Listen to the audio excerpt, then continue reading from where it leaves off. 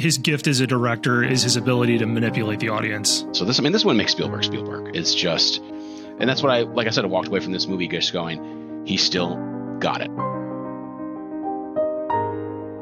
Hey everybody, welcome to another episode of Cinema A to B. So right now, I want to talk about 2022's Steven Spielberg, effectively a biopic, The Fabelmans. Interesting picture. Yeah. It definitely didn't deserve Best Picture. I can understand why it was nominated, but I can't understand why it was nominated.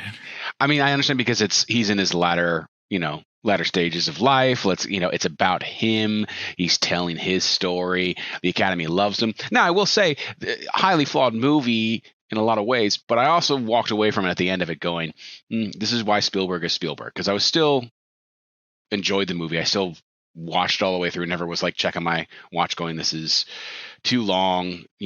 This is terrible. It's just, he's still a solid director after all this time, but it's out of his stuff, it's and out of even 2020 stuff, it's Yeah, I think it's utterly ridiculous that this got a Best Picture nomination. Yeah, I mean, but it's a credit to who he is and his amazing back catalog of work. The reason I say it's ridiculous is because this is vastly inferior movie to even something like Catch Me If You Can, Oh yeah, which was never a Best Picture nominee. No. So, like, let's be real here. Did it deserve some other categories? Yeah, and we'll get to that. I think there's some of the acting nominations I think were probably justified, but this is in no way a Best Picture. Like, it's just not. It's not. It's not a bad film. But this is typical Hollywood. This is typical Academy of, they realize that, we probably should have given this guy an Oscar a long time ago. So let's just latch on to whatever new. I mean, Guillermo del Toro, Shape of Water, definitely should not have won Best Picture, at all. I know some people love that movie. I thought it was it was beautiful, but it was definitely not Best Picture that year. No. Leo DiCaprio should not have won for The Revenant, for the acting style, because really pain and anger is all the two emotions that he felt that in that movie, and they're basically the same way to act it. And I'm like, yeah. And a quick aside, so what would you have given Leo a Best Actor Academy Award for? Because I've got a film in mind. I think that he probably years prior that Shutter I thought was Island. his. Okay, yeah, that's good. Shutter Island's really good. I mean, Catch Me If You Can is I really would have good. picked The Aviator. Oh, yeah, I can see that with Aviator. I felt like, of the stuff I've seen, I think, yeah, but Shutter Island's right there. Yeah, so you're right. The Academy does have a habit. Yeah, the Academy has a habit of doing this, of kind of doing makeup. But no, I mean, Spielberg's a 2-time Best Director winner with Schindler's List and Saving Private Ryan. So it's not like the Academy's not acknowledged how good he is. But yeah, them nominating this. He's kind of the golden boy of film, right? For years. Yeah, has been. I mean, he's a founding father of the when they transitioned from away from the studio system to more independent auteur style directors. Yep. He's a founding father, along with Scorsese. To a lesser extent, George Lucas was in that group as well. But it's only a handful of guys. William Friedkin was in that group too. That when the studio system started to crumble especially in the 70s, and then these guys start showing up making incredible stuff. So yeah, he's got his track record. I'm sure he's friends with 3/4 of the Academy. And so they saw this and they're like, okay, this is a personal project. No, it's a good film. It's a good film. I did look at my watch a couple times in the early parts.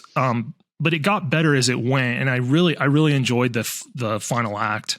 Because it finally got funny. Yeah, it was a super unfunny movie for the first 2/3. It was what I was. I was almost going to text you. Oh, look, this is the feel good movie of 2022. Because it's depressing. Rough. I mean, so my big takeaway was. I didn't realize to the extent that Spielberg needs cinema. like he's not just good at it.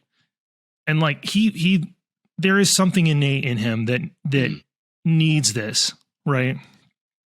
And that was my big takeaway that I thought was really powerful. I was like, I just, you always knew he was great. I think he showed his greatness from an early age. Mm-hmm.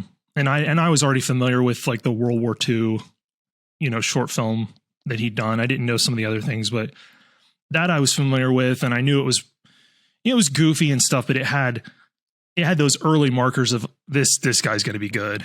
Yeah. And so I knew that, but I didn't really know how much that he just emotionally, like almost spiritually needs to be a filmmaker. Yeah. And like, I wish I was wired like that. Cause I went to film school and enjoyed it and stuff, and, tried to make it out in Hollywood, and it just, some things out of my control. And then some things I kind of messed up. It didn't happen, but there wasn't I stepped back and I'm like, I love the movies, but I don't know that I have this innate thing in me that like I would be miserable not doing that. Mm-hmm. So I appreciated that. Well, he's done it already in a couple other of his films where he talks on it, but like it's a typical adage of like, if you can do anything else, go and do that instead of try to pursue this. And he definitely, this shows kind of like what you said, like he couldn't do anything else. Like he literally, this had to be the thing that he did.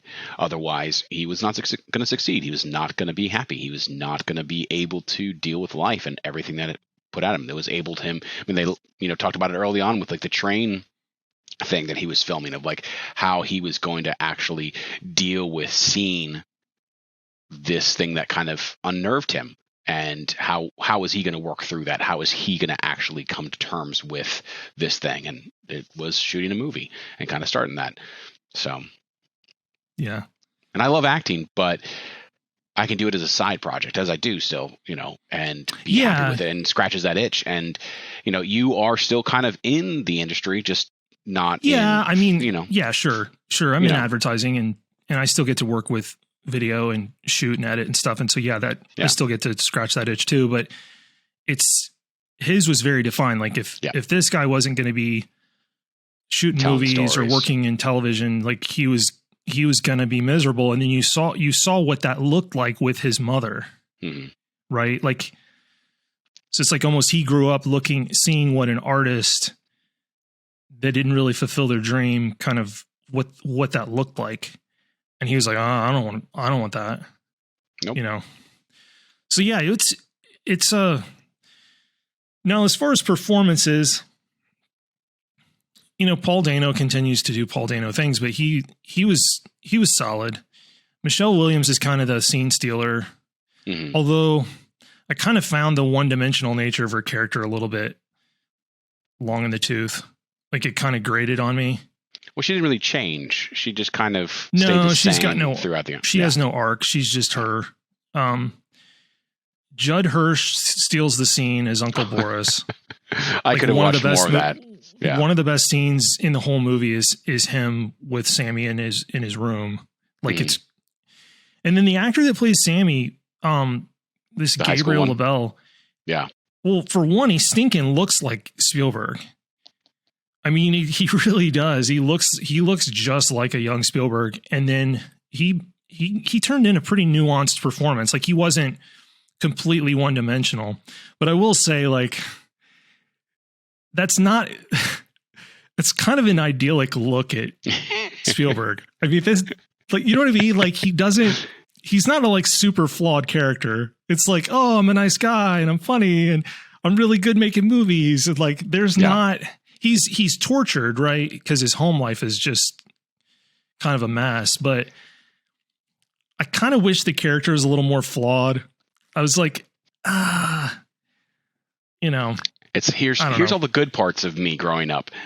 None of the bad, Yeah, and that's kind of what it felt like. And the flaw he had of coming from a broken home and a heavy is kind of not his fault. So all his flaws kind of came across as these are flaws, but they are my parents' problems that they've pushed onto me, or my family issues that have been pushed onto me, not me at all. So yeah, there's a little bit of that. Well, there's a little bit, but the character's the character's super likable. Like, and I empathized with him. I thought,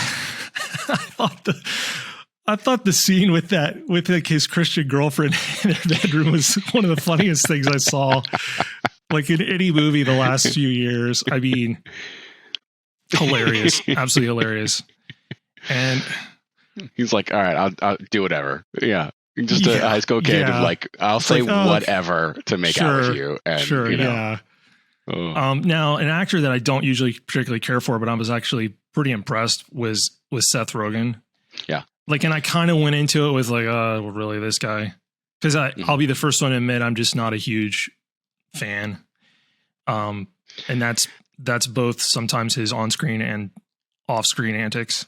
Mm-hmm. But he turns in like a really solid, like he was very chameleon-like in it. It wasn't too many, about 10 or 15 minutes in, I kind of forgot I was watching Seth Rogen. I was like, that's the mark of a good performance here. Mm-hmm. Well, he was able to like rein in, because I mean, so many of the stuff that he's done, and I don't have the disdain for him that you do. I'm not a huge fan, but you know, I like him in a lot of stuff. But when he gets hired, a lot of times they're like looking for that Seth Rogen character, you know, is like, that's what it is, what he's playing in. And here, obviously, he has to not do that. He has to kind of play against his typical type, which obviously he does. He does really well. Again, like kind of what you're saying, I didn't see Seth Rogen really like after the first couple minutes of just like, he listen, like he really leaned out too. Like he's kind of just, for him, he's really skinny. And so that kind of worked into it as well. Now there's another guy that I think is a scene stealer in this. It's this Sam Rechner that plays the jock, Logan. Oh yeah. Dude was good. And that was like, that scene with him in the hallway near the end of the film, and I won't spoil that, is like it's probably my favorite moment in the whole movie. Mm-hmm. When he's confronting Sammy about that film stuff. Yeah. Yeah. And it was poignant. It gave you like a nice look into Spielberg's ability to like manipulate in cinema, which I'll go ahead and say this. I think Spielberg's true gift, he's got a tremendous eye for the camera and blocking and all that, but I really think his gift as a director is his ability to manipulate the audience. Mm. Like and do it subtly too. Like he's not over the top. Yes and and no. Like, and he even, it's cool because he even acknowledged like his main vehicle for audience manipulation when he's explaining his World War II like storyboards with that Uncle Boris, and he's like, there's a close up on the hero, and you see his face, but you don't see what he's seeing yet. That's classic Spielberg. So Spielberg's the king of this, right? He shows you the protagonist first, the expression. And he holds on it for a while, and he tells you how to feel. And I'm going to pick like not even like a great Spielberg movie to give an example of this. It's a good movie, but it's not one of his best. But the remake of World of the Worlds with Cruise, when he's walking through the city, is full of that. Yeah. It's full of close-ups of Tom Cruise with this look of horror on his face before you see what he sees. And he's horrified. And so the viewer's like, okay, I'm preparing to be horrified. And then Spielberg delivers the payoff. Yeah. Or Chief Brody sitting on the beach in Jaws. And the look of horror. And it does that. Going on. Yeah. Yeah. It does that vertigo effect with the camera. And then you see the shark barrel rolling where the kid was. Spielberg's a master at that. Yeah. Like, and any aspiring filmmaker, don't be afraid to copy it. Nobody's going to accuse you of plagiarism. Like, show your protagonist first, giving the expression that you want. Just hire a good actor, and then show the audience what it is they're seeing. And you're 3/4 of the way there. And this is what makes Spielberg is the stuff that he kind of maybe not invented, but definitely perfected and added in, that now we see kind of like, you know, I talked about it was, you know, he doesn't hit you over the head with what you're supposed to feel, but subtly. Well, some of that, it's no longer subtle because we've seen it so many times, but still when it started, when that shot was, he's telling you how to feel, but audience really hadn't seen that before, really hadn't felt that, of just focusing on the hero's face of what their response was to what's happening. So it's kind of like, it has changed cinema. So this is what makes Spielberg. It's just, and that's what like I said, I walked away from this movie just going, he still got it. He still tells an amazing story. He still tells an interesting story. He doesn't make me bored with his shot selection.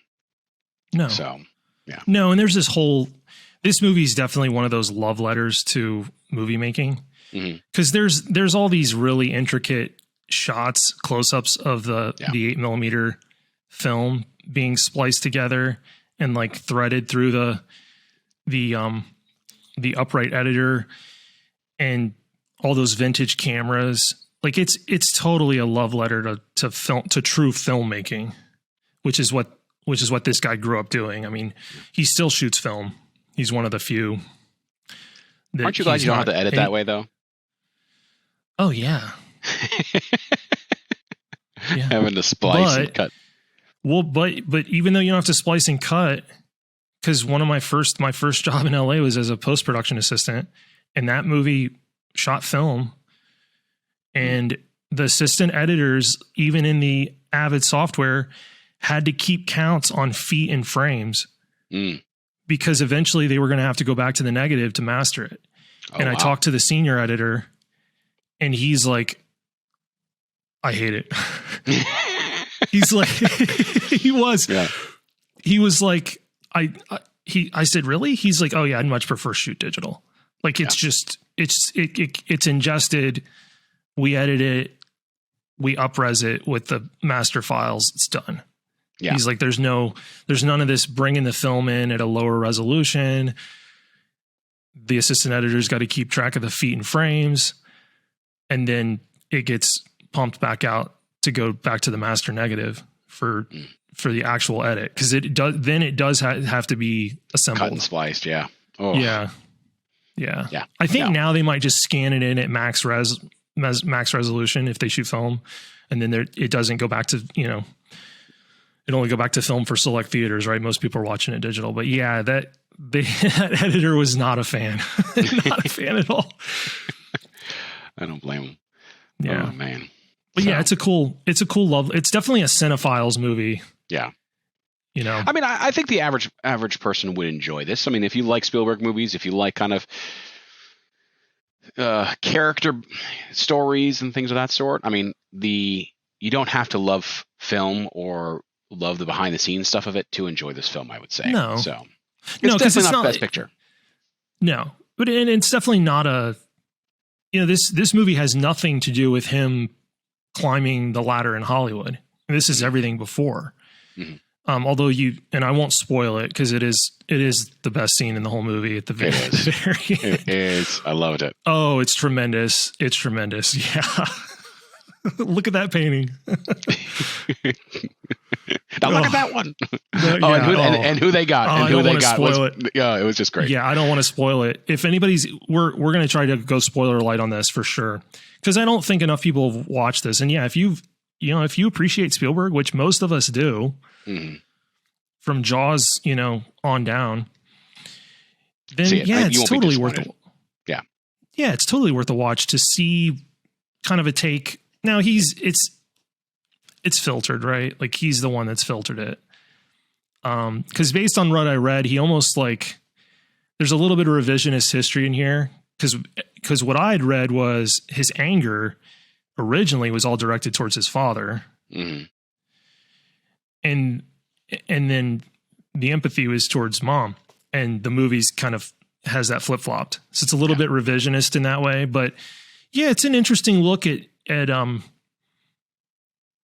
his childhood and what kind of molded him. And the thing is that you don't really get, and I guess they couldn't convey it, but you don't really get a close look at what kind of shapes some of his sensibilities. It seems like a lot of that was kind of innate in him as far as the editing and blocking and all that. I mean, I think he's got these directors that he grew up with, and I won't spoil who that was because I think that'll spoil the end, but that shaped how he kind of shoots. But yeah, he I guess they couldn't go as much into detail and what, like, how his sensibilities kind of form. He just kind of had it from the start, it seemed like. Well, I mean, he learned it as he went, but there was definitely some type of innate talent that he had of how to tell a story, how to show a story, those kind of things. I mean, my mind was blown when he figured out how to, like, pull off convincing looking gunshots in that Western short he did. Yeah. That I was just, wow. Yep. Wow. What a gift. Yep. Super gifted. Well, I think that, I've said everything I have to say about it. So yeah, we've. So I think we've spoken to this film. I will say, if Top Gun Maverick is in for Best Picture, I'm okay with Fabelmans being nominated for Best Picture this year. Alec with another opportunity to dig in on Maverick. Again, I didn't hate it. I enjoyed it, but Best Picture? What? No, whatever. All right. Yeah. So I think there's very different reasons for some of these films being nominated. Yeah. So, and obviously this is a post-Oscars episode, you know. Yeah. So we know who won and who didn't. So. And we were mostly right on our predictions as well. Oh my goodness, we were. Yeah. So, all right, everybody. Thanks. Appreciate you.